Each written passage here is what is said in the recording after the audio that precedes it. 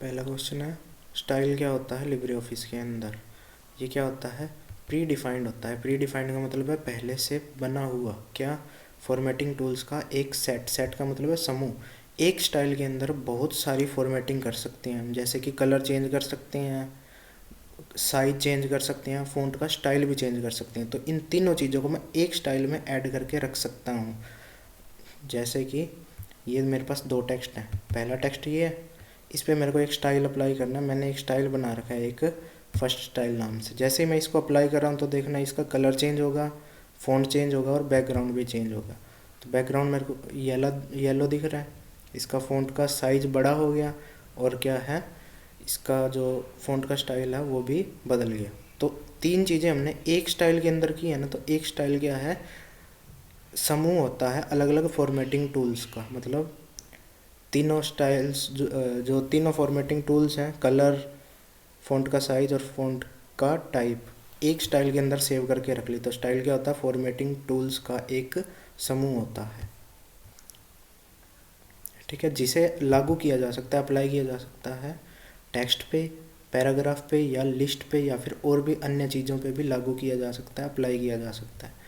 यह क्या करता है, यूज़र को क्या फ़ायदा देता है। ये देखो, ये एक मैंने डॉक्यूमेंट बनाया है, इसमें मैंने कुछ और स्टाइल लगा रखा है, इसमें कुछ और स्टाइल लगा रखा है, तो मेरा ये डॉक्यूमेंट सही तरीके से नहीं बना हुआ। इसको कहते हैं इनकंसिस्टेंसी। अगर ये भी मेरा स्टाइल इसके जैसा होता तो मैं इसको कहता कि मैंने मेरा डॉक्यूमेंट कैसा बनाया, कंसिस्टेंट, सुसंगत, मतलब सुंदर बनाया है।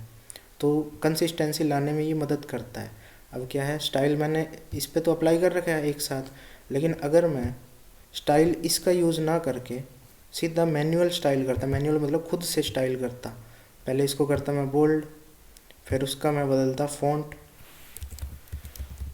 ठीक है। अब मेरे को सारा काम खुद करना पड़ रहा है, फिर उसको कर रहा हूँ मैं साइज चेंज कर रहा हूँ, 18 कर रहा हूँ, और फिर उसका बैकग्राउंड का कलर चेंज कर रहा हूँ। इससे क्या हो रहा है, ये सेम काम मैं कर रहा हूँ लेकिन मेरे को समय क्या लग रहा है, ज़्यादा।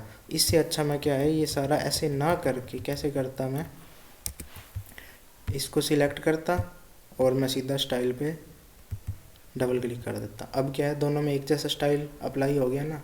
इससे क्या होता है, यही फ़ायदा है, हमारा समय बचता है, बार बार हमें यहाँ जाके करने की ज़रूरत नहीं है। हम एक बार सेव करके रख रहे हैं उसको, जितनी भी चीज़ें अप्लाई करनी है, और उसको बार बार यूज़ करते जाएंगे। तो ये है स्टाइल का मतलब। तो स्टाइल क्या होता है, फॉर्मेटिंग टूल्स का समूह होता है। इसमें कितनी फॉर्मेटिंग टूल्स है, एक तो कलर, दूसरी फॉर्मेटिंग टूल्स फ़ॉन्ट का स्टाइल, और तीसरी जो फॉर्मेटिंग टूल है वो फ़ॉन्ट का साइज। तो तीनों एक ही स्टाइल के अंदर मैंने अप्लाई कर दी, इसीलिए इसको कहा गया है फॉर्मेटिंग टूल्स का एक सेट। तो ये था पहला क्वेश्चन। दूसरा क्वेश्चन क्या है, डॉक्यूमेंट को डिज़ाइन करने के लिए मैनुअल फॉर्मेटिंग की तुलना स्टाइल के उपयोग के क्या लाभ हैं। ये मैंने अभी बताया आपको। दो टेक्स्ट है मेरे पास, इसको मैंने स्टाइल किया स्टाइल का यूज़ करके, इससे क्या हुआ, टाइम बचा मेरा। इस स्टाइल को मैं बार बार यूज़ करके इस पे भी अप्लाई कर सकता था।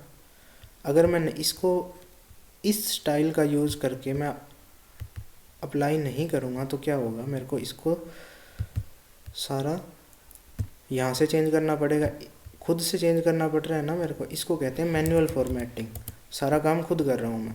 और यही अगर मैं स्टाइल के अंदर सेव करके रख रहा हूँ तो क्या होगा, तो मैं सीधा डायरेक्ट इस पे जाके एक डबल क्लिक पे इसको अप्लाई कर रहा हूँ। तो यही है, मैनुअल फॉर्मेटिंग के मुकाबले स्टाइल बना के रखेंगे तो सारा काम हम सही और जल्दी कर सकते हैं, ठीक है।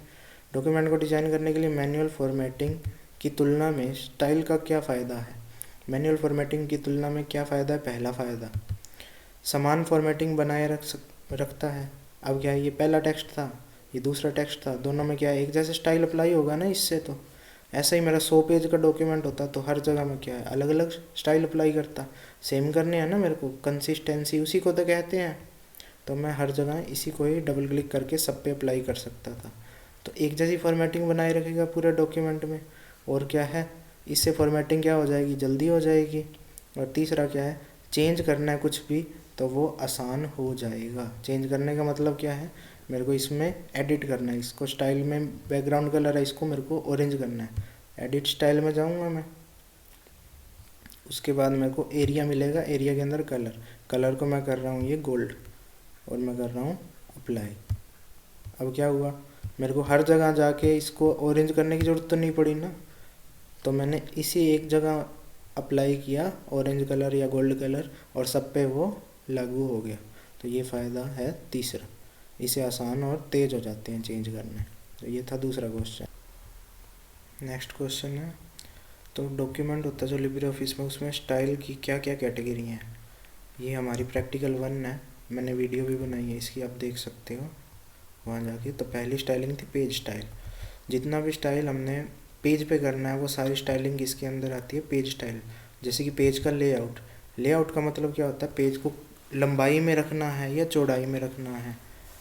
जैसे कि पेज का आकार बदल सकते हैं हम, मार्जिन लगा सकते हैं। मार्जिन मतलब क्या होता है, मार्जिन होता है इसके सामने की जगह, कितनी जगह रखनी है, ये मैंने इसको मार्जिन दे रखा है थोड़ा, इसको कहा जाता है सामने की जगह को मार्जिन। हेडर, हेडर क्या है, हेडर में यहाँ पे हम नाम टाइप कर सकते हैं कुछ हेडर के अंदर, तो ये इसका होता है हेडर।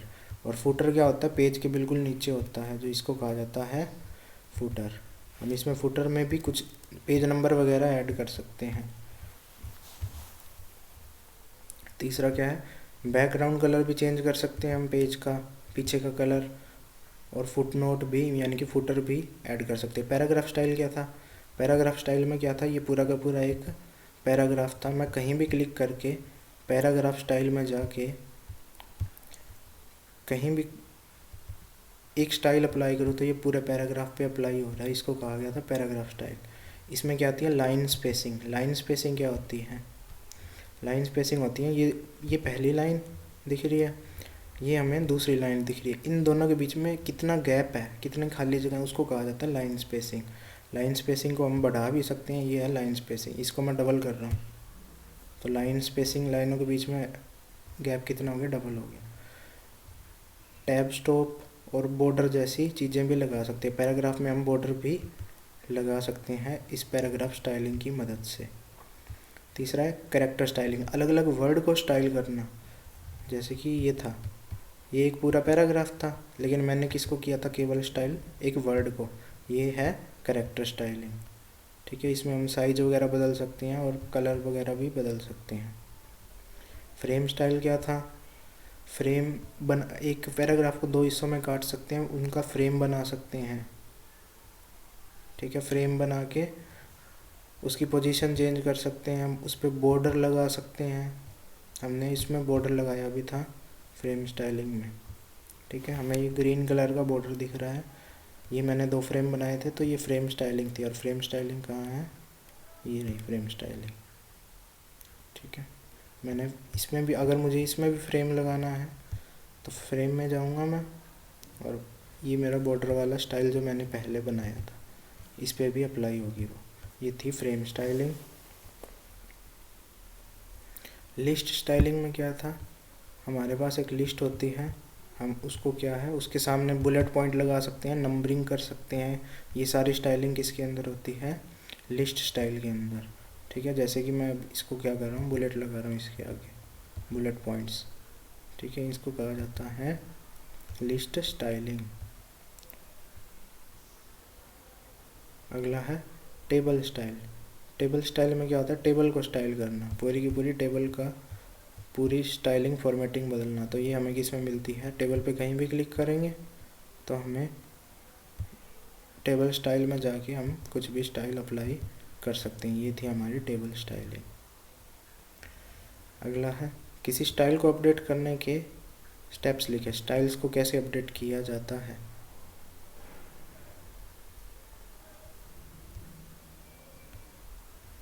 स्टाइल को अपडेट करने के लिए पहले क्या है, हमें टेक्स्ट पे जो भी चेंज करना है वो करो। मान लो इसका मैं क्या कर रहा हूँ, बैकग्राउंड कलर मैं कर रहा हूँ इसका थोड़ा ग्रीन कर रहा हूँ, तो मैंने इसका बैकग्राउंड कलर चेंज किया। तो मेरे को क्या करना है, इस जो भी चेंज मैंने इस स्टाइल के अंदर किया है उसको इसमें सेव रखूँ मैं, और जैसे ही इसमें सेव रखूँगा तो सब पे वो अप्लाई हो जाएगा और सारा जो डॉक्यूमेंट है हमारा एक जैसा दिखने लगेगा। मैंने इसमें कुछ चेंज किया, अब मैं क्या करूँगा, इसको सिलेक्ट कर रहा हूँ और जो भी स्टाइल मेरे को अपडेट करना है उस पर क्लिक करो। इस स्टाइल में कुछ चेंज करना है तो ये होता है स्टाइल एक्शन बटन। इसमें हमारे पास ऑप्शन मिलता है अपडेट सिलेक्टेड स्टाइल। जैसे ही मैं इसको अपडेट करूँगा तो दूसरा भी चेंज होना चाहिए। तो सारा का सारा जो भी मैंने इसमें चेंज किया मैंने किस में सेव कर लिया, फर्स्ट स्टाइल में। और फर्स्ट स्टाइल को ही हमने इस पे लगा रखा था तो वो सेम चेंज इस पे भी हो गया। ठीक है, ये था स्टाइल को अपडेट करना। किससे होता है ये, जो भी स्टाइल आपने करना है किसी टेक्स्ट पे वहाँ बदलाव करो और स्टाइल एक्शन बटन है वहाँ जाके अपडेट का ऑप्शन मिल जाता है हमें। और ध्यान रहे जी सिलेक्ट करना ज़रूरी है जिसको अपडेट करना है हमें। तो उस टेक्स्ट को सिलेक्ट करें जिसे फॉर्मेट करना है। हमने किसको सिलेक्ट किया था, इसको, फर्स्ट वाले को। ठीक है, उसके बाद क्या था, स्टाइल मेन्यू में जाएं और अपडेट स्टाइल के ऑप्शन पर क्लिक करें। स्टाइल मेन्यू में भी मिलेगा हमें ये, और यहाँ पे स्टाइल एक्शन बार में भी अपडेट का ऑप्शन मिलेगा। उससे पहले सिलेक्ट ज़रूर करें स्टाइल को जिसको अपडेट करना है। अपडेट करना मतलब कुछ बदलाव करना है। स्टाइल एक्शन बटन का उपयोग करें और अपडेट पर क्लिक करें। तो ये था हमारा फिफ्थ क्वेश्चन क्या है, लिब्रे ऑफिस राइटर में कस्टम स्टाइल मतलब जो हम खुद बनाते हैं हमारी मर्जी से। कुछ पहले से मिलती है हमें स्टाइल्स और कुछ हम खुद बना सकते हैं। तो हम जो खुद बनाते हैं उसको कहा जाता है कस्टम स्टाइल्स। कैसे बनाई जाती हैं या फिर आप क्या समझते हैं उससे। तो कस्टम स्टाइल क्या है, यूज़र डिफाइंड। यूज़र मतलब उपयोग करने वाला खुद बताता है कि क्या होना चाहिए उसमें, डिफाइन करता है उसको। ठीक है, कब बनाने की ज़रूरत पड़ती है, जब पहले से बने हुए स्टाइल हमारे लिए उपयोगी नहीं है तो हम खुद के बनाएंगे। इसको कहा जाता है कस्टम स्टाइलिंग। तो कैसे बनाई जाती है, फ्रॉम सिलेक्शन, सिलेक्ट करके बनाई जा सकती है। ठीक है, जैसे कि ये हेलो हाउ आर यू एक टेक्स्ट है मेरे पास, मैं इसको थोड़ा स्टाइल कर रहा हूँ खुद की मर्ज़ी से। इसको मैं बोल्ड कर रहा हूँ, अंडरलाइन कर रहा हूँ इसका, और फ़ॉन्ट साइज भी मैं 16 कर रहा हूँ। तो मैंने एक स्टाइल बना ली, एक मतलब टेक्स्ट पे मैंने कुछ बदलाव कर दिए। अब मेरे को इसको सेव करके रखना है। तो पहला तरीका क्या है, स्टाइल के रूप में यहाँ सेव करके रखना है मेरे को। तो पहला तरीका क्या है, सिलेक्ट किया मैंने इसको और इसको ड्रैग एंड ड्रॉप करो स्टाइल में जाके। ठीक है, मैं स्टाइल में जाके इसको क्या कर रहा हूँ, ड्रॉप कर रहा हूँ। तो मेरे से अब ये नाम पूछने लग गया कि आपके स्टाइल को क्या नाम देना है। तो मैं लिख रहा हूँ इसको सेकंड स्टाइल और मैं इसको कर रहा हूँ ओके। तो ये रहा मेरा सेकंड स्टाइल। अब मैं कहीं भी जाके इस स्टाइल को अप्लाई कर सकता हूँ। ठीक है, तो ये था पहला तरीका स्टाइल अप्लाई करने का, स्टाइल बनाने का।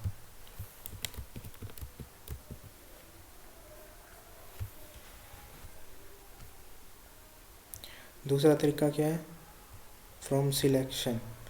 मैं इसको सिलेक्ट करके रख रहा हूँ। पहले तो मैंने क्या था, ड्रैग एंड ड्रॉप किया था सीधा। अब मेरे को क्या है, यहाँ पे स्टाइल एक्शन बटन पे मेरे को एक ऑप्शन मिलना चाहिए न्यू स्टाइल फ्रॉम सिलेक्शन, कि जो आपने सिलेक्ट किया उसका न्यू स्टाइल बना के रखो। न्यू स्टाइल बना के रखना है। तो मैं इसको दोबारा सेव कर रहा हूँ। इसका नाम मैं दे रहा हूँ थर्ड स्टाइल। तो ये तीसरा स्टाइल बन गया।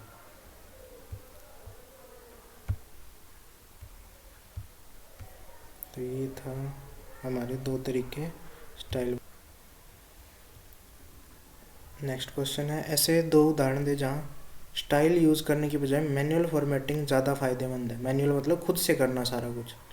ठीक है, जैसे कि पोस्टर को एडिट करना पहला इसका उपयोग होगा, क्योंकि पोस्टर क्या है, अलग अलग पोस्टर बनाने तो अलग अलग चीज़ें करनी पड़ेंगी हमें। तो एक स्टाइल बना के रखने का कोई फ़ायदा नहीं है, क्योंकि एक स्टाइल एक जैसे पोस्टर बनवाएगा। हमें क्या करना है, सब पोस्टर अलग अलग टाइप के बनाने हैं तो हमें सारी अलग अलग करनी पड़ेगी। तो मैनुअल फॉर्मेटिंग उसमें फ़ायदेमंद है, न कि एक स्टाइल बना के रख लिया सारे पोस्टर उसी स्टाइल में बनाते जा रहे हैं। तो पहला क्या है, पोस्टर को एडिट करना मतलब पोस्टर बनाना। और क्या है, जब डॉक्यूमेंट में हमें थोड़े विशिष्ट का मतलब क्या होता है, कुछ स्पेशल एरियाज़। पूरा डॉक्यूमेंट हमने एक स्टाइल मिला के बनाया, लेकिन कुछ कुछ जगह हैं हमें जहाँ पे उस स्टाइल में थोड़ा सा चेंज करना है। तब क्या काम में आएगी हमारी मैनुअल फॉर्मेटिंग। हम पूरे स्टाइल में चेंज नहीं करेंगे। पूरे स्टाइल में अगर चेंज कर दिया तो पूरा डॉक्यूमेंट ही हमारा उस स्टाइल के हिसाब से चेंज हो जाएगा। तो इसलिए हम क्या करेंगे, उस टाइम मैनुअल फॉर्मेटिंग थोड़ा सा चेंज करेंगे। जैसे कि इसका क्या एग्जांपल है, ये मैंने एक स्टाइल बना रखा था, उसको इन दोनों पे अप्लाई किया था। अब मेरे को क्या करना है, इस टू को थोड़ा साइज़ छोटा करना है, लेकिन वन का चेंज नहीं करना। दोनों में सेम स्टाइल अप्लाई करके मैंने फर्स्ट स्टाइल इस पे भी और इस पे भी। अब मेरे को क्या करना है, इसका फ़ॉन्ट का साइज़ मेरे को थोड़ा छोटा करना है। तो क्या मैं इसमें करूँ, इसको अपडेट करूँगा। अगर मैं इसको अपडेट कर दिया, इसमें मैंने फ़ॉन्ट का साइज़ छोटा कर दिया एडिट करके इसको, तो इसके साथ साथ इसका साइज़ भी छोटा हो जाएगा। तो मैं नहीं चाहता कि इसका साइज़ छोटा हो, पहले का छोटा हो, बड़े का दूसरे का साइज़ छोटा होना चाहिए, मैं ये चाहता हूँ, पहले पे कुछ भी ना हो। तो इसलिए मैं क्या करूँगा, मैनुअल स्टाइल अप्लाई करूँगा इसमें, यहाँ से खुद से करूँगा इसको छोटा। और अगर मैं ऐसा ना करके पूरे स्टाइल को ही चेंज करके फ़ॉन्ट साइज़ इसका छोटा कर देता, तो क्या होता, फ़ॉन्ट साइज़ में इसको 13 कर देता हूँ, तो क्या होगा, दोनों पे फ़र्क पड़ रहा है। तो ये है मैनुअल फॉर्मेटिंग, तब काम में आएगी जब हमें पूरे स्टाइल में चेंज नहीं करना, कुछ जगहों पे चेंज करना है, तब मैनुअल फॉर्मेटिंग काम में आती है। ये था हमारा मैनुअल फॉर्मेटिंग। नेक्स्ट क्वेश्चन है, एक स्थिति बताएं जिसमें आप अपने डॉक्यूमेंट को स्टाइल करने के लिए फिल फॉर्मेट का उपयोग पसंद करेंगे। फिल फॉर्मेट प्रैक्टिकल में भी था, वैसे हो चुकी है ये। फिल फॉर्मेट विधि तब उपयोगी होती है जब हमें एक ही स्टाइल को डॉक्यूमेंट में कई जगहों पर लगाना चाहिए होता है। तब फिल फॉर्मेट कैसे होता है, जैसे ये स्टाइल है मेरा, मैं इसको सिलेक्ट कर रखा है, फर्स्ट स्टाइल को फिल फॉर्मेट में मैंने क्लिक किया, तो अब ये पूरा का पूरा स्टाइल इसमें कॉपी हो गया फिल फॉर्मेट में। अब मैं क्या है, इस टेक्स्ट पे सेम स्टाइल अप्लाई करना, तो फिल फॉर्मेट का सिर्फ मेरे को क्या करना पड़ेगा, एक क्लिक करना पड़ेगा। तो मैं जितनी भी जगह चाहूँ ये स्टाइल अप्लाई कर सकता हूँ। इससे फ़ायदा क्या है, हमें बार बार स्टाइल यहाँ जाके क्लिक करने की ज़रूरत नहीं पड़ रही अप्लाई करने के लिए। जैसे कि मेरे को इसको सिलेक्ट करके ये करना पड़ा, फिर इसको सिलेक्ट करके दोबारा से ये करना पड़ा, फिर इसको सिलेक्ट करके ये करना पड़ा, तो इसमें भी टाइम वेस्ट हो रहा है। तो इसके लिए क्या आया, फिल फॉर्मेट आया, जो स्टाइल है उसको इस फिल फॉर्मेट में कॉपी हो गया अभी। अब जहाँ भी आपको करना है सिर्फ ऐसे क्लिक करना है। तो ये है फ़ायदा फिल फॉर्मेट का।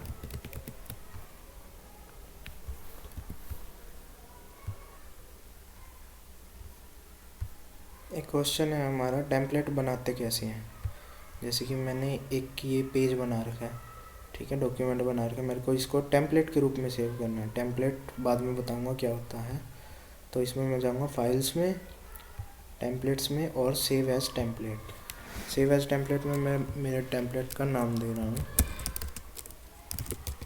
और मैं किस फोल्डर में किस कैटेगरी में सेव करना चाहता हूँ इसको, माई टेम्पलेट्स में।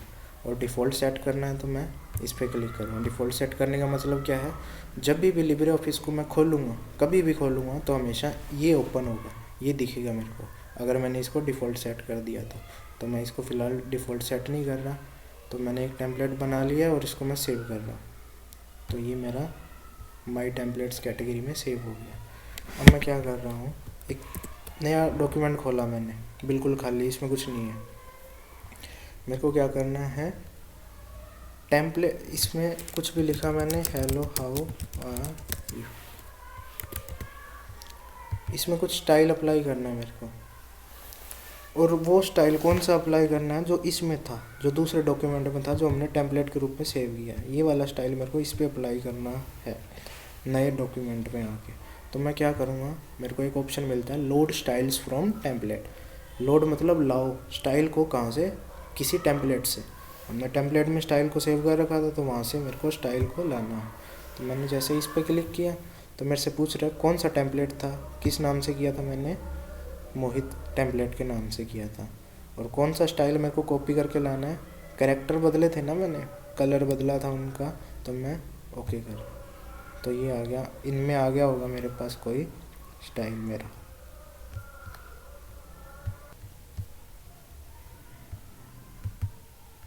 तो मेरे पास जैसे मैंने टेम्पलेट को लोड किया, टेम्पलेट से स्टाइल को लोड किया, ये नया स्टाइल आ गया मेरे पास।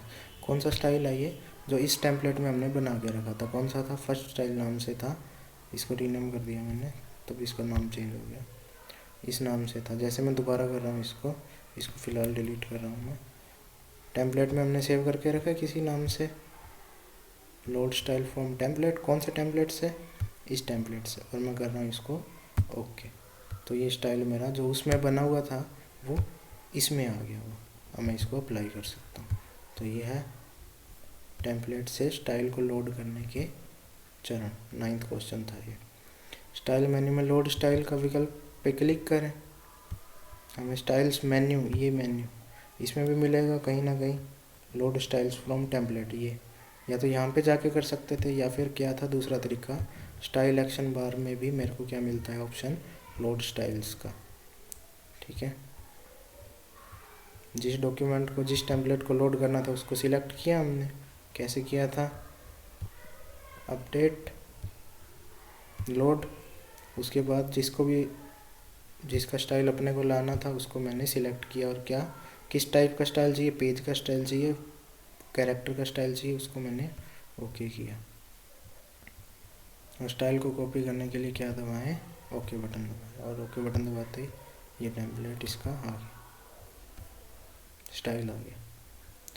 स्टाइल क्या है मैं पहले भी बता चुका हूँ। फॉर्मेटिंग टूल्स का एक समूह होता है जिसे आप डॉक्यूमेंट में किसी भी चीज़ यानी कि पेज, टेक्स्ट, फ्रेम और अन्य तत्वों पर लागू कर सकते हैं, जिससे उसकी अपीयरेंस बदल जाती है। अपीयरेंस मतलब दिखावट, दिखता कैसे है वो, रंग रूप बदल जाता है उसका। स्टाइल के लाभ क्या हैं? स्टाइल को यूज़ करेंगे तो हर जगह क्या है, सेम स्टाइल अप्लाई कर सकते हैं हम इसको क्लिक करके बार बार। ठीक है, हमें अलग से दोबारा से ये चीज़ें करने की ज़रूरत नहीं है, कलर वगैरह हर टेक्स्ट पे। और क्या है, आसान है, ये आसानी से बदल सकते हैं। और क्या है, जितने भी बड़े बड़े चेंज करने हैं ना उनको भी हम आसानी से कर सकते हैं। तो ये थे स्टाइल। ओपन ऑफिस में, ओपन ऑफिस आए या फिर लिब्रे ऑफिस आए, स्टाइल वही लिखने कौन से, page style, paragraph style, character style, list style, table style और फ्रेम स्टाइल, सेम चीज़ें आप लिख सकते हो, ओपन ऑफिस हो चाहे वो लिब्रे ऑफिस हो। नेक्स्ट क्वेश्चन है, कोई 4 ग्राफिक के फ़िल्टर बताओ। ग्राफिक के फ़िल्टर हमने पहले भी किए थे। इन्वर्ट क्या करता है, ब्लैक को वाइट कर देगा, वाइट को ब्लैक कर देगा। मतलब जो भी कलर की वैल्यू, जितने भी कलर होते हैं उनकी कोई ना कोई वैल्यू होती है, उनको बिल्कुल विपरीत कर देता है उसके। ठीक है, तो यह इमेज के रंगों के मानों को क्या कर देता है, बिल्कुल उलट देता है, मतलब विपरीत कर देता है। स्मूथ क्या करता है, यह इमेज के कंट्रास्ट को, ये चीज़ याद रखनी पड़ेगी आपको। कंट्रास्ट पेपर में आता है, कौन सा फ़िल्टर कंट्रास्ट को कम या बढ़ाता है। तो कम कौन करता है कंट्रास्ट को? स्मूथ फ़िल्टर, स्मूथ नाम का फ़िल्टर है, फ़ोटो को स्मूथ बनाता है, मतलब कंट्रास्ट को कम कर देता है। और शार्प करने का मतलब क्या है, शार्प कर देता है, फ़ोटो को आंखों में चुभने जैसी लगती है हमें, कंट्रास्ट को बढ़ाता है। और पोस्टराइज क्या है, पेंटिंग की तरह दिखाता है, पोस्टर की तरह दिखाता है एक इमेज को। ठीक है, तो मैं यहाँ पे एक इमेज ऐड कर रहा हूँ, नया डॉक्यूमेंट बना रहा हूँ मैं, और उसमें एक इमेज ला रहा हूँ। इमेज इंसर्ट करने के लिए हमारे पास ऑप्शन होता है इंसर्ट इमेज, और मैं कोई भी इमेज सिलेक्ट कर सकता हूँ यहाँ पे ओपन। तो ये मेरे पास एक इमेज आ गई है। अब मेरे को क्या करना है, इस पर फ़िल्टर अप्लाई करने हैं। फ़िल्टर क्या होते हैं, ये पहला फ़िल्टर है इन्वर्ट, तो कलर की वैल्यू को ये बिल्कुल अपोजिट कर देगा। ठीक है, ये था फ़िल्टर। स्मूथ क्या करेगा, फ़ोटो को थोड़ा स्मूथ करता जाएगा, उसका कंट्रास्ट घटा देगा, कंट्रास्ट घटा रहा है ये होता है स्मूथ। ठीक है, इसको धुंधली हो रही है ना फोटो, इसका मतलब है इसकी कंट्रास्ट कम हो रही है। स्मूथ में यही था, कंट्रास्ट को कम करता है। ठीक है, और अगला फ़िल्टर है हमारा शार्पन। शार्पन क्या करे, कंट्रास्ट को बढ़ा देगा, धुंधली नहीं होगी, अब आंखों में वो चुभने लगेगी अगर हम इसको बार बार चेंज करते जाएंगे तो। ठीक है, मैं इसको शार्प करता जा रहा हूँ, अपने आप ये शार्प होती जाएगी और भी। ठीक है, जितना शार्प करूँगा उतना उसका कंट्रास्ट बढ़ेगा, आंखों को चुभने लगेगी ये। ठीक है, ये है शार्पन फ़िल्टर। ठीक है, देख सकते हो आप, धीरे धीरे इसको जितनी बार मैं क्लिक कर रहा हूँ शार्प होती जा रही है फ़ोटो, कंट्रास्ट बढ़ता जा रहा है उसका। इसके बाद हमने किया था एजिंग। एजिंग में क्या होता है, फ़ोटो थोड़ी पुरानी हो जाती है, ऐसे ब्लैक एंड वाइट से दिखने लग जाएगी, बहुत टाइम की है, उसकी एज बढ़ जाती है। ठीक है, ये था हमारा एजिंग फ़िल्टर। एजिंग के बाद हमने किया पोस्टराइज। पोस्टराइज क्या है, एक पेंटिंग की तरह बना देगा इसको। ठीक है, इसको हम बढ़ा के और ज़्यादा कलर वगैरह ऐसे बिल्कुल पेंटिंग की तरह बना सकते हैं इसको, या फिर एक पोस्टर की तरह बना सकते हैं। ये था पोस्टराइजिंग। ठीक है, चारकोल स्केच क्या करता है, चारकोल स्केच क्या करेगा, स्केच की तरह बना देगा, जो ब्लैक स्केच का यूज़ करके वाइट पेज पे बनाते हैं ऐसा दिखने लग जाएगा अपने को। ठीक है, ये था चारकोल ब्लैक। ठीक है, तो इतने फिल्टर बहुत है हमारे लिए। अगला क्वेश्चन है इमेज क्रॉप क्या होती है। इमेज क्रॉप क्या होती है, क्रॉप करना क्या है, फालतू के हिस्से को काटना। अब क्या है, इसमें ये ब्लैक बॉर्डर दिख रही है ना, मैं दोनों तरफ, मैं चाहता हूँ इसको मैं काटना, तो मैं क्या यूज़ करूँगा, क्रॉप। ठीक है, तो ये मेरे पास पॉइंट आ गए, इनको मैं खींच के आगे पीछे करके क्रॉप कर सकता हूँ। तो अनचाहे हिस्सों को काटने के लिए क्या यूज़ होता है, क्रॉप। इमेज के अनचाहे हिस्सों को काटने के लिए क्रॉप यूज़ होता है। और ये कैसे किया जाता है, इमेज पर राइट क्लिक करके। ठीक है, राइट क्लिक करके किया जा सकता है। जो भाग हमें चाहिए नहीं उसको हम क्या कर सकते हैं, हटा सकते हैं। ठीक है, बस उसको बताना पड़ेगा कि आपको कितना हिस्सा काटना है, स्पेसिफाई करना मतलब बताना पड़ेगा कि कितना हिस्सा काटना है, लेफ़्ट से, राइट से, टॉप से और बॉटम। बॉटम मतलब नीचे से। अगला, टेक्स्ट डॉक्यूमेंट में इमेजेस को कैसे इंसर्ट करें। इंसर्ट करने का पहला तरीका मैंने बता दिया, इंसर्ट इमेज, और जिस इमेज को इंसर्ट करना है उसको सिलेक्ट कर लें। ठीक है, ये है पहला तरीका। ठीक है, दूसरा तरीका क्या है, हटा रहा हूँ मैं एक बार इस इमेज को। दूसरा तरीका क्या है, drag and drop. Drag and drop में क्या होता है, जिस फोटो को भी इंसर्ट करना है उसको खींच के अपने लिब्रे ऑफिस में ले आओ,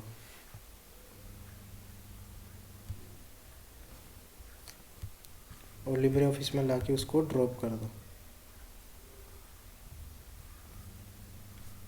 ये होता है ड्रैग एंड ड्रॉप।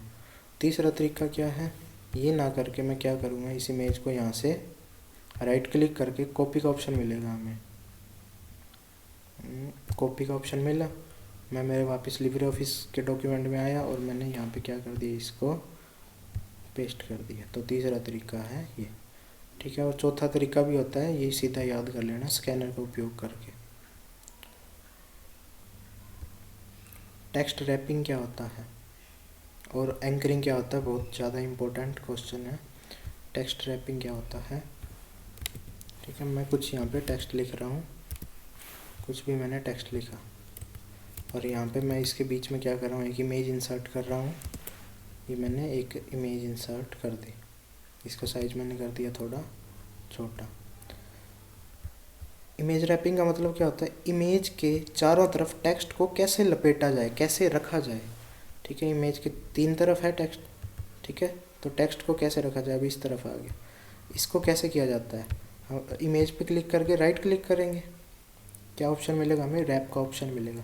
अगर मैं इसको नन कर दूँ, इसमें फ़ोटो में आप देख सकते हो नन करूँगा तो दोनों तरफ से, राइट से भी और लेफ़्ट से भी टेक्स्ट खाली हो जाएगा, बस फ़ोटो रहेगी। ये पहला रैप है, इसको कहते हैं नन। पैरेलल में क्या है, दोनों तरफ आ जाएगा टेक्स्ट, फ़ोटो के दोनों तरफ टेक्स्ट आ गया, ये था पैरेलल। तीसरा क्या है, रैप ऑप्टिमल। ऑप्टिमल में ये अपने आप देख लेगा, एक ही जगह आएगा, या तो राइट जगह आएगा या फिर लेफ़्ट साइड में आएगा, देख लेगा अपने आप कि ज़्यादा जगह राइट में खाली है या फिर लेफ़्ट में खाली है। तो इसने देखा ज़्यादा जगह राइट में खाली थी, तो सारा टेक्स्ट कहाँ ले आया, राइट में ले आया। ठीक है, ये था रैप राइट ऑप्टिमल। बिफोर मतलब फ़ोटो से पहले आएगा, जितना भी टेक्स्ट है इस तरफ आएगा, और आफ्टर में क्या होगा, फ़ोटो के बाद में आएगा जितना भी टेक्स्ट है, जैसे हमें फ़िलहाल दिख रहा है फ़ोटो के बाद में ही है ये भी। और थ्रू में क्या है, इसके अंदर से ही गुजरेगा सारा टेक्स्ट, थ्रू इसके ऊपर से गुजरेगा। ठीक है, इसके पीछे से गुजरेगा। और रैप लास्ट हमारा है इन बैकग्राउंड। इन बैकग्राउंड में क्या है, फ़ोटो क्या है, बैकग्राउंड में चली जाएगी, मतलब टेक्स्ट इससे ऊपर से गुजरेगा सारा। तो ये थे हमारे रैप करने। टेक्स्ट रैपिंग कहते हैं। यह ग्राफिक्स मतलब फ़ोटोज़ और उसके चारों ओर टेक्स्ट के बीच संबंध को दर्शाता है। मतलब टेक्स्ट और फोटो एक दूसरे से कैसे जुड़े हुए हैं, जिससे क्या है, ग्राफिक्स के टेक्स्ट को एक या दोनों तरफ लपेट सकते हैं, जैसा भी चाहें हम। मैंने आपको बता दिया टेक्स्ट रैपिंग क्या होती है, जिसमें टेक्स्ट को ग्राफिक के चारों ओर लपेट सकते हैं, एक या दो तरफ भी लपेट सकते हैं, मतलब रैप कर सकते हैं, या ग्राफिक्स के पीछे भी कर सकते हैं और ग्राफिक मतलब फ़ोटो के सामने भी ला सकते हैं। अगला पॉइंट है एंकरिंग क्या होता है। ग्राफिक्स के लिए रेफरेंस पॉइंट है। रेफरेंस पॉइंट मतलब उसकी जड़ है एक, कि ग्राफिक्स है कहाँ वो, ठीक है। यह ग्राफिक्स के लिए एक रेफरेंस पॉइंट को दिखाता है। यह पॉइंट पेज भी हो सकता है, बता सकते हैं कि फ़ोटो कहाँ है, पेज पे है, या फ्रेम भी हो सकता है कि फ्रेम पे है, ठीक है। और इमेज का हमेशा एक एंकर पॉइंट होता है, एक जड़ जरूर होती है, ठीक है। जैसे कि ये हमें दिख रहा है, इसको कहते हैं एंकर। फ़ोटो कहाँ है, ये एंकर दिखा रहा है हमें, यहाँ पे है फ़ोटो, ठीक है। अब इस एंकर को हम कहीं और भी ले जा सकते हैं, ठीक है।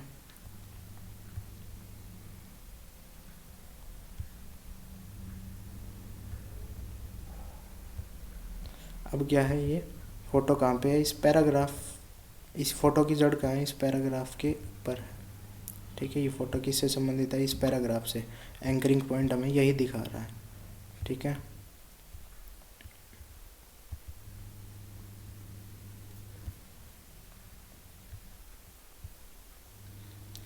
जैसे कि अब मैंने इस फ़ोटो का एंकर उठा के यहाँ रख दिया। अब इसका मतलब क्या, फ़ोटो दिखने में तो हमें इसके बाद दिख रही है, सेम के बाद फ़ोटो, और फ़ोटो के बाद ये आइडिया, लेकिन असली में ये फ़ोटो यहाँ नहीं है। इसका एंकर पॉइंट कहाँ है, यहाँ पे है। असली में फ़ोटो कहाँ है, इसकी जड़ कहाँ पे है, यहाँ पे है, न कि सेम बटन के बाद। देखो मैं सेम से लेके यहाँ तक सिलेक्ट करूँगा तो ये फ़ोटो बीच में नहीं आएगी, और मैं डिलीट कर रहा हूँ तो देखना, ये सेम से लेके यहाँ तक तो डिलीट हो जाएगा, लेकिन ये फ़ोटो डिलीट नहीं होगी।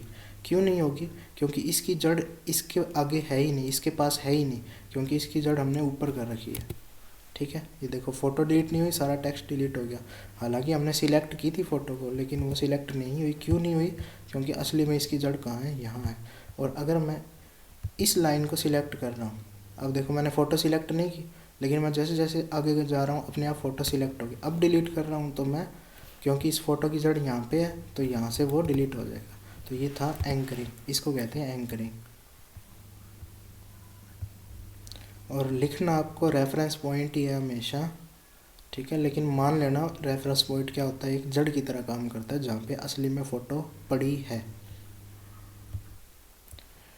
टेम्पलेट क्या होता है, टेम्पलेट एक मॉडल होता है। मॉडल मतलब क्या है, एक चीज़ बनाई है हमने, डॉक्यूमेंट बनाया एक तरह का, उसको हमने बार बार यूज़ करना है, ठीक है। बार बार यूज़ करना है तो मेरे को उसको बार बार बनाने के बजाय मैं उसको किस रूप में सेव कर लूँगा, एक टेम्पलेट के रूप में सेव कर लूँगा। और उसका टेम्पलेट के रूप में सेव करने के बाद क्या होगा, मेरी मर्ज़ी से कुछ भी चेंज कर लूँगा मैं किसी में भी।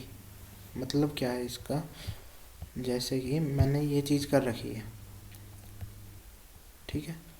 इसमें मैं थोड़ी एक लाइन पे स्टाइलिंग भी दे देता हूँ। क्या स्टाइलिंग दे देता हूँ, इसका फ़ॉन्ट चेंज कर देता हूँ, 18 कर देता हूँ, ठीक है। मैंने इतना स्टाइल कर रखा है। अब मैं इसको क्या कर रहा हूँ, टेम्पलेट के रूप में सेव कर रहा हूँ। File, template, save as template. तो मैं इसका नाम क्या रखूँगा अब, हेलो टेम्प। और किस में सेव कर रहा हूँ मैं, इस ड्राइंग में सेव कर रहा हूँ, और मैंने किया सेव, ठीक है। अब मैं इसको कर रहा हूँ क्लोज। मैंने टेम्पलेट के रूप में सेव कर लिया। मैं क्या कर रहा हूँ, उस सेम टेम्पलेट को यूज़ करना है मेरे को। अब मैंने सेव करके रख रखा है टेम्पलेट में। यूज़ करने के लिए मेरे को क्या करना पड़ेगा, टेम्पलेट्स, मैनेज टेम्पलेट्स, और मैंने किस में किया था वो,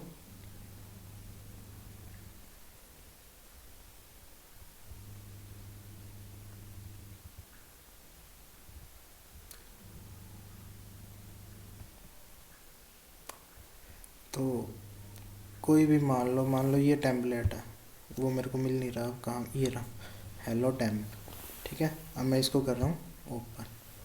तो वो देखो मैंने सेव टेम्पलेट के रूप में किया। अब मैं इसको कितनी बार भी ऐसे ओपन करके यूज़ कर सकता हूँ। और मैं कुछ भी बदलाव भी कर सकता हूँ अपनी मर्ज़ी से, ठीक है। तो ये तरीका है टेम्पलेट का। तो टेम्पलेट एक मॉडल के रूप में काम कर रहा है और मैं इसको बार बार यूज़ कर सकता हूँ थोड़े से बदलाव के साथ। इसकी मैंने प्रैक्टिकल भी बताई थी, आप वीडियो देख सकते हो। तो टेम्पलेट्स क्या होता है? टेम्पलेट एक मॉडल है जिसका उपयोग आप अन्य डॉक्यूमेंट बनाने के लिए हम कर सकते हैं। एक बार सेव करके रख लिया, उससे बार बार यूज़ करके कितने भी डॉक्यूमेंट बना सकते हैं। आप उदाहरण के लिए आप बिजनेस की रिपोर्ट बना रहे हैं, एक बिजनेस रिपोर्ट ज़रूरी नहीं है, कोई एप्लीकेशन लिख रहे हैं, कुछ भी, बस आपको क्या करना है, उसमें थोड़े बहुत बदलाव करने हैं। तो एक बार एप्लीकेशन को टेम्पलेट के रूप में सेव कर रहे हैं ना, बार बार उसको यूज़ करके सिर्फ थोड़े बहुत बदलाव कर सकते हैं हम। टेम्पलेट्स का यही फ़ायदा है। इसका एग्जांपल देखते हैं आप। इसका एग्जांपल क्या है, जैसे कि मेरी एक कंपनी है, वो क्या करती है, एक कंपनी का नाम है XYZ इलेक्ट्रॉनिक्स। मोबाइल भी बनाती है, टीवी भी बनाती है, और भी काफ़ी उपकरण है वो बनाती है। मेरे को क्या करना है, मैं चाहता हूँ कि मैं अलग अलग डॉक्यूमेंट बनाऊँ और हर डॉक्यूमेंट में, एक पहले डॉक्यूमेंट में बताया कि मैं मोबाइल भी बेचता हूँ, ये कंपनी मोबाइल बेचती है। दूसरे डॉक्यूमेंट में बताया ये कंपनी टीवी भी बेचती है। तीसरे डॉक्यूमेंट में मेरे को बताया ये कंपनी लैपटॉप भी बेचती है। तो 3 चीज़ें बेचती है, तो 3 अलग अलग डॉक्यूमेंट बनाए। क्या मेरे को हर डॉक्यूमेंट में जाके ये लिखना ज़रूरी है, इसका कलर चेंज करना ज़रूरी है, या फिर इसका बैकग्राउंड कलर चेंज करना ज़रूरी है, इसको बड़ा करना ज़रूरी है? तो 3 बना रहा हूँ मैं डॉक्यूमेंट, तो तीनों बार अलग अलग करूँगा मैं, ये सेम चीज़ करूँगा, बार बार रिपीट हो रही है, मेरा टाइम वेस्ट हो रहा है। तो इसलिए मैं क्या करता हूँ, इसको एक टेम्पलेट के रूप में सेव कर लेता हूँ। File template save as template. तो मैं यहाँ पे टेम्पलेट का नाम रख रहा हूँ कंपनी, और इसको मैं ड्राइंग्स में सेव कर रहा हूँ। तो मैंने क्या किया, टेम्पलेट बना के इसको रख लिया। अब मैं इसको कर रहा हूँ फ़िलहाल क्लोज।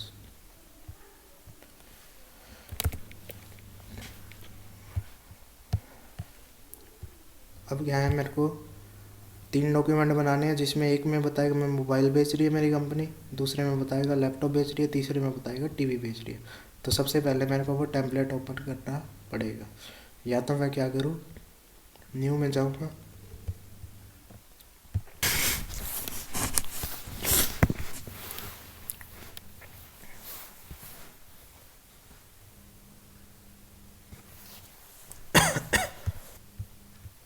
तो मैं उस टेम्पलेट का यूज़ कैसे कर सकता हूँ, फाइल न्यू में जाके, और यहाँ पे मेरे पास टेम्पलेट्स का ऑप्शन मिल रहा है, और मैंने कौन सी कैटेगरी में सेव किया था उसको मैं यहाँ से सिलेक्ट कर सकता हूँ। ड्राइंग्स में किया था, किस नाम से किया था, कंपनी नाम से किया था, और मैं कर रहा हूँ इसको ओपन।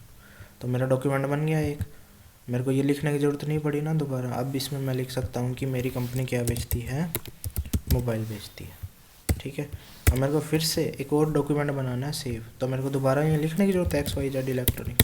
फिर से मैं क्या करूँगा, फाइल न्यू और टेम्पलेट, सेम उस टेम्पलेट का यूज़ करके एक डॉक्यूमेंट और बना लूँगा। तो ये बन गया मेरा दूसरा डॉक्यूमेंट। इसमें मैं कहूँगा मेरी कंपनी क्या बेचती है, टीवी बेचती है। फिर से मैं क्या कर सकता हूँ, इसमें न्यू टेम्पलेट्स, एक कौन सा टेम्पलेट, कंपनी नाम का, ओपन कर रहा हूँ मैं। अब तीसरा डॉक्यूमेंट भी बन गया, जिसमें मैं सेम चीज़ मेरे को बार बार करने की ज़रूरत नहीं पड़ी ना। इसमें मैं बहुत बता सकता हूँ कि मेरी कंपनी बेचती है लैपटॉप। तो ये है टेम्पलेट्स का फ़ायदा। तो यही है, एक कंपनी जो क्या कर सकती है, टेम्पलेट बना के रख सकती है, जिसमें पहले पेज पर हर बार क्या आएगा, कंपनी का नाम ही आएगा। जैसे कि इसमें हर पेज पे क्या आ रहा है, सबसे पहले पे XYZ इलेक्ट्रॉनिक्स। तो टेम्पलेट्स का यही फ़ायदा है, एक बार बना के रख लिया, उसको बार बार हम यूज़ कर सकते हैं। हमारा काम क्या कर रहा है, आसान बनाता है। और कुछ भी चेंज करना थोड़ा बहुत तो हम कर सकते हैं। लैपटॉप की जगह मैं कह सकता हूँ मैं नॉर्मल कंप्यूटर बेचता हूँ, और ये भी आसान है। तो ये था हमारा टेम्पलेट्स। नेक्स्ट क्वेश्चन है, मेल मर्ज क्या होता है। पेपर में बहुत बार आता है। मेल मर्ज एक ऐसा तरीका है जिसके द्वारा आप एक लेटर लिखते हैं। एक लेटर लिख रहे हैं आप, जो क्या कर रहा है, बहुत सारे लोगों को भेजा जाता है। तो वो लेटर है जो वो बहुत सारे लोगों को भेजा जाना है। तो हम क्या है, हर एक के लिए अलग अलग दोबारा से लेटर लिखते जाएंगे बार बार। जैसे कि 100 लोगों को भेजना है, तो मैं क्या 100 व्यक्तियों के लिए अलग अलग लेटर लिखूँगा। तो इसमें फ़ायदा नहीं है ना 100 व्यक्तियों के लिए अलग अलग लेटर भेजना। इससे क्या होता है, उनकी जानकारी के अनुसार व्यक्तिगत बना सकते हैं। व्यक्तिगत बनाने का मतलब क्या है, जैसे कि मेरे को क्या करना है, मेरी कंपनी थी जिसने क्या किया है, किसी व्यक्तियों को सिलेक्ट किया है नौकरी के लिए, तो मैं 10 बंदों को सिलेक्ट किया, तो मैं क्या अलग अलग जाके यहाँ टाइप करता जाऊँगा कि किस किस को सिलेक्ट किया है। मैं क्या करूँगा, एक इसमें एक डाटाबेस बनाते हैं हम। डाटाबेस में क्या है, हम जितने भी व्यक्ति हैं, जैसे 10 व्यक्तियों का सिलेक्शन हुआ है नौकरी के लिए, उसमें 10 व्यक्तियों के नाम डाल देंगे हम।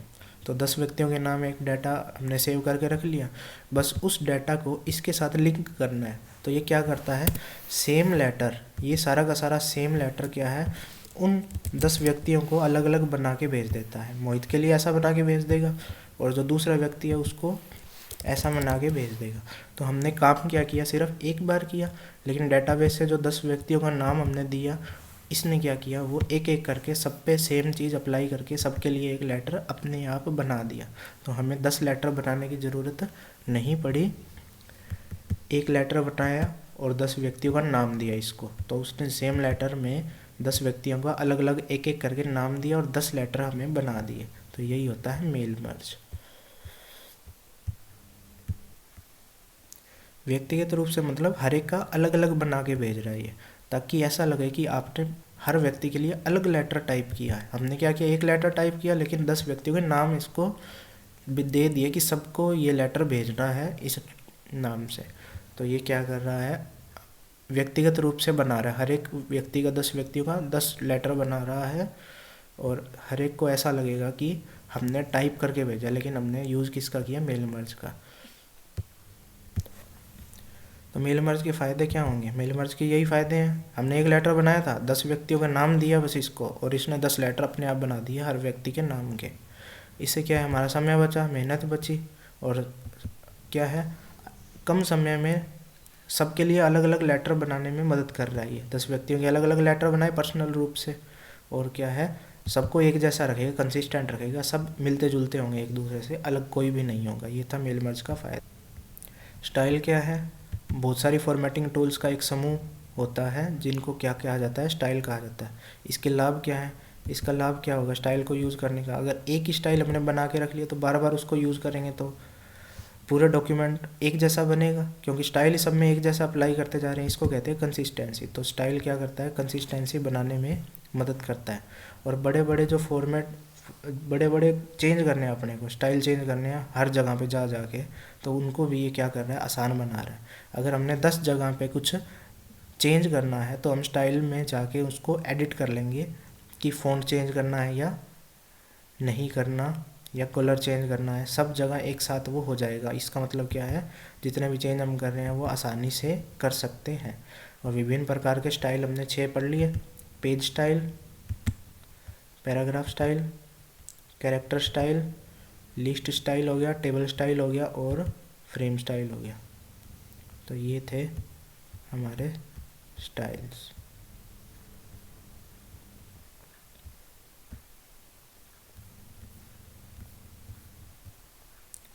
नेक्स्ट क्वेश्चन है, स्टाइल्स और टेम्पलेट में क्या अंतर है।